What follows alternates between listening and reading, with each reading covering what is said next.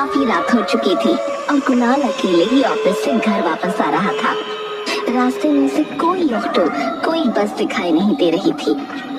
कुणाल बस चलता जा रहा था, पर उसका घर अभी भी काफी दूर था।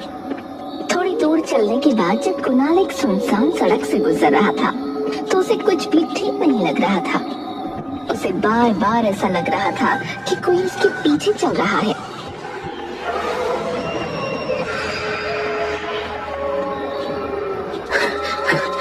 अरे, बार बार मुझे ऐसा क्यों लग रहा है जैसे मेरे पीछे कोई चल रहा हो।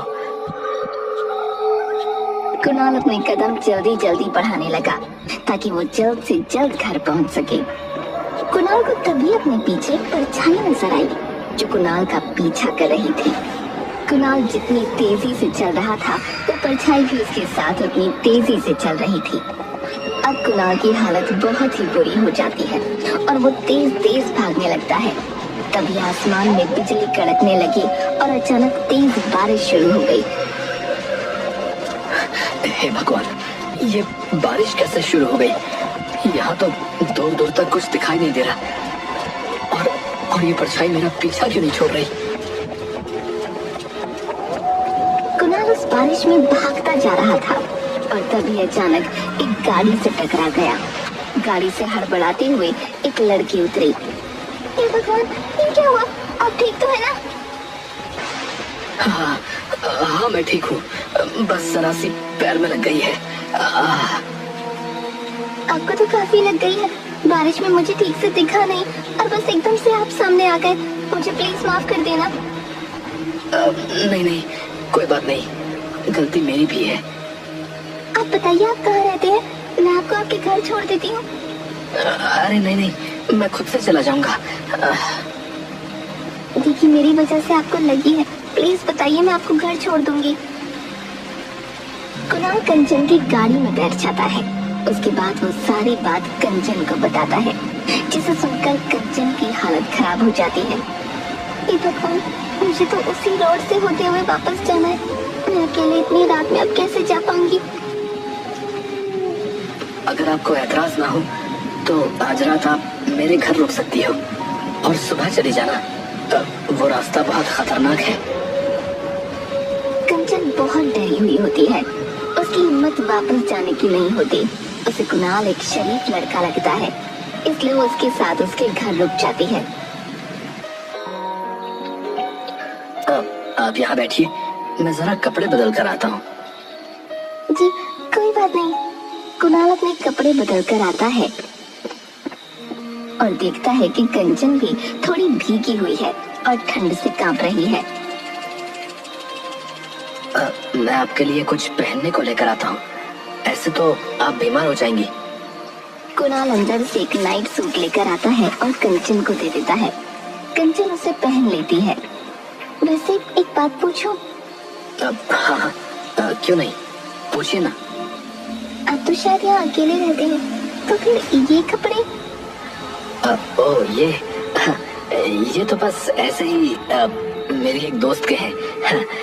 एक दिन मेरे कुछ दोस्त आए थे, तो बस उसमें से ही किसी का रह गया था ये। अच्छा।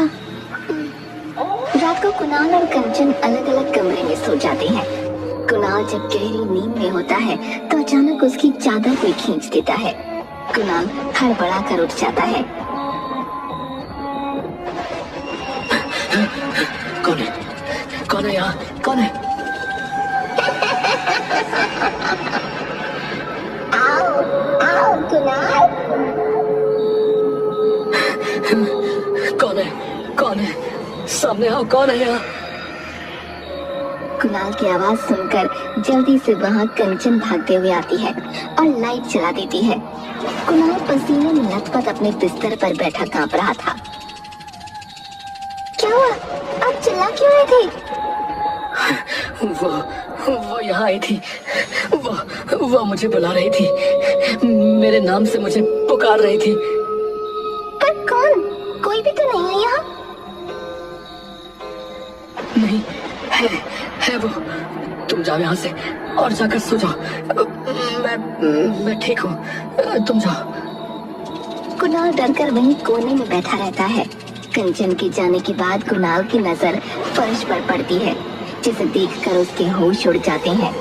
फर्श पर उल्टे पैरों के निशान होते हैं। हे भगवान, ये कैसे हो सकता है? नहीं, ये सच नहीं है। ऐसा नहीं हो सकता। मैं ये किसको घर ले आया? मैं अब क्या करूं? जिससे बचकर मैं भाग रहा था, मैं उसे खुद ही अपने घर ले आया। कुणाल जल्दी से अपना फोन ढूंढने लगता है और अपने दोस्त को फोन मिलाता है, पर उसका फोन ही नहीं लगता। उसके बाद वो चुपके से अपने कमरे से निकलता है और घर से बाहर जाने की कोशिश करता है।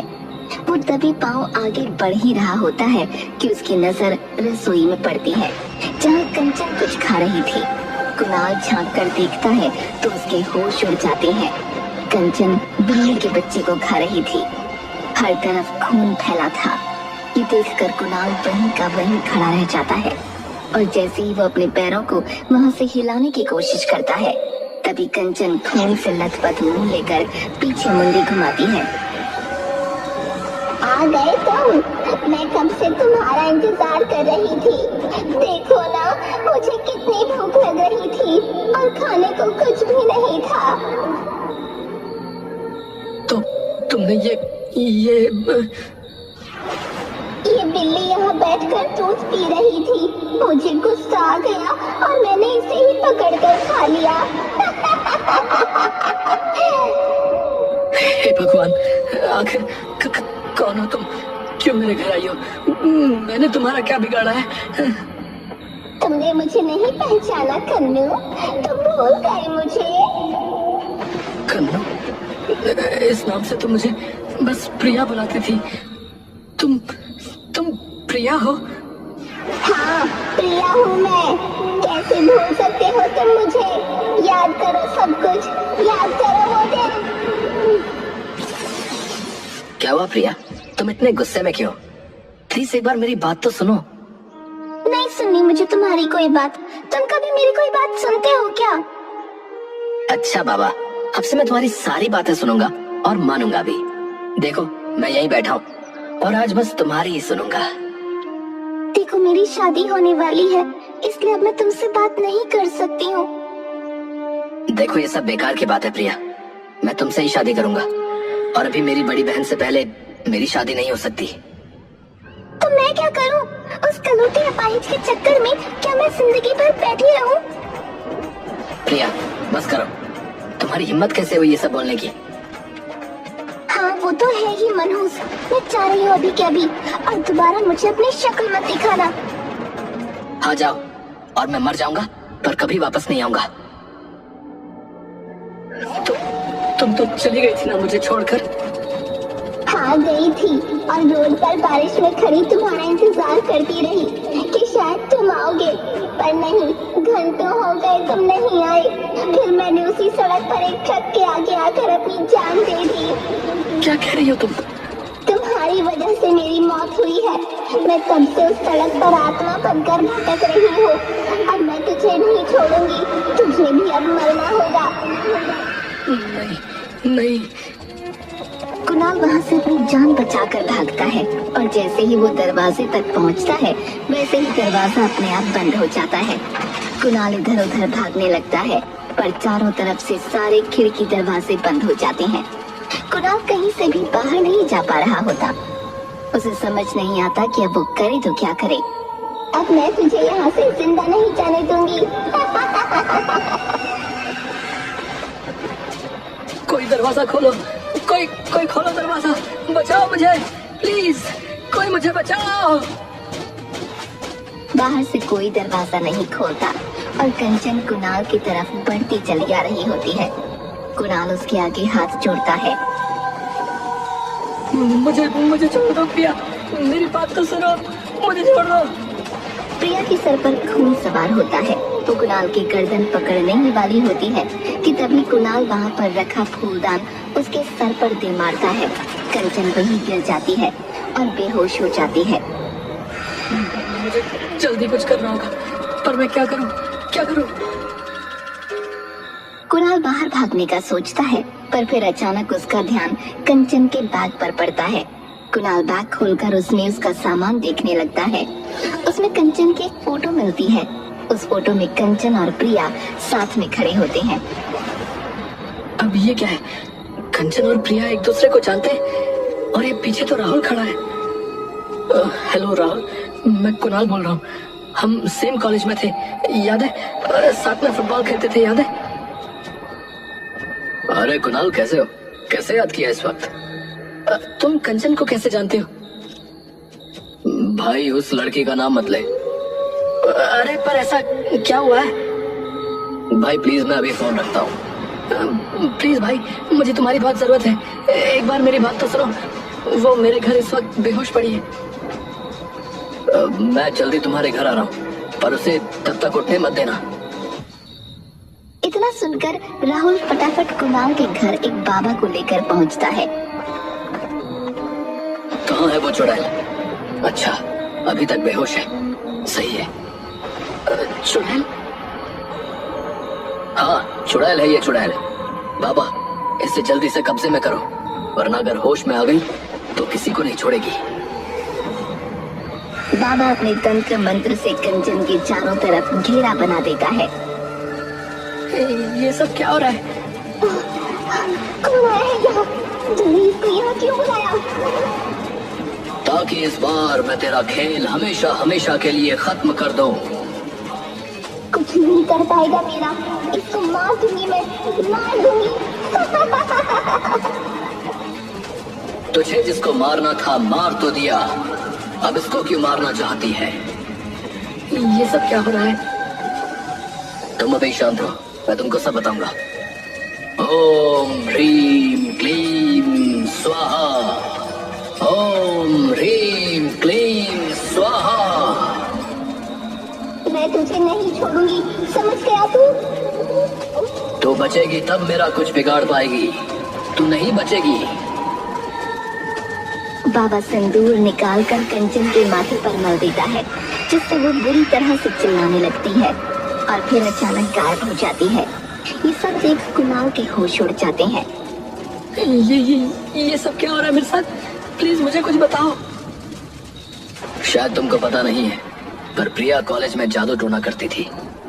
क्योंकि तुम प्रिया से प्यार करते थे, इसलिए कोई भी तुमको ये बात बताने से डरता था कि कहीं तुम प्रिया को न बता दो और फिर वो जाने उसका क्या करेगी। तुम्हारे कॉलेज छोड़ने के बाद कंचन नाम की एक लड़की ने कॉलेज में एडमिशन लिया था। कंचन मुझे प्यार करने लगी थी और मुझे हासिल करने के लिए उसने प्रिया से जादू टोना सीखा और मैं उससे प्यार भी करने लगा था। पर एक रात जब मैं अचानक उसके घर पहुंचा तो मैंने उसे जादू टोना करते हुए देख लिया। मैं उसके बाद सीधा इन बाबा के पास गया, जिन्होंने मुझे उसके चंगुल से आजाद किया। कंचन मुझे वश में ना कर सकी, इसलिए उसने आत्महत्या कर ली। उसके कुछ दिन बाद हमने ये खबर सुनी कि प्रिया की भी मौत हो गई है और उसे उस कंचन ने ही मारा था। वो अपना प्यार ना हासिल कर सकी, इसलिए उसने प्रिया को भी मार डाला ताकि उसे भी उसका प्यार ना मिले। हे भगवान, तभी ये कंचन मेरे बारे में इतना जानती थी कि उस रात क्या हुआ। उसने मुझे बोला कि उस रात जब मेरा और उसका झगड़ा हुआ तो उसने ट्रक के आगे आकर आत्महत्या कर ली। प्रिया की मौत ट्रक के आगे आकर नहीं, बल्कि छत से कूदकर हुई थी। प्रिया का दिमाग अपने वश में नहीं था। कुछ दिनों से वो अजीब हरकतें करने लगी थी और रात को चिल्लाकर उठ जाती थी। जब हम उसके घर गए तो उसकी माँ ने बताया कि उसे कंचन दिखाई देती थी। प्रिया की मौत कब हुई थी? 30 जून को। क्यों, क्या हुआ? अरे, प्रिया आखिरी बार मुझसे 1 जुलाई को मिली थी, जब वो मेरे घर आई थी और आते ही बस मुझसे लड़ने लगी। मतलब जो मेरे घर आई थी वो प्रिया थी नहीं। हे भगवान, मतलब वो कंचन ही थी। प्रिया, प्रिया, प्रिया, मुझे माफ कर देना प्रिया। जो हुआ बुरा हुआ, पर तुम उसके लिए क्यों रो रहे हो? पता है, तुम्हारे दिल में जो प्रिया के लिए प्यार था वो सब उस जादू टोने की वजह से था। तभी शायद उसके मरते ही उस जादू टोने का असर भी खत्म हो गया था और तुम्हें उसके जाने से कोई फर्क भी नहीं पड़ा। हाँ, मैंने तो उसे कभी ढूंढा भी नहीं था, बस जाने दिया। कुणाल उस रात प्रिया की सच्चाई को जान चुका था, जिसकी वजह से वो काफी रातों तक सो नहीं पाया। उसके बाद जब भी वो रात को अकेला घर आता, उसे हमेशा डर रहता। पर बाबा का दिया धागा उसके गले में था, जो उसकी रक्षा करता था।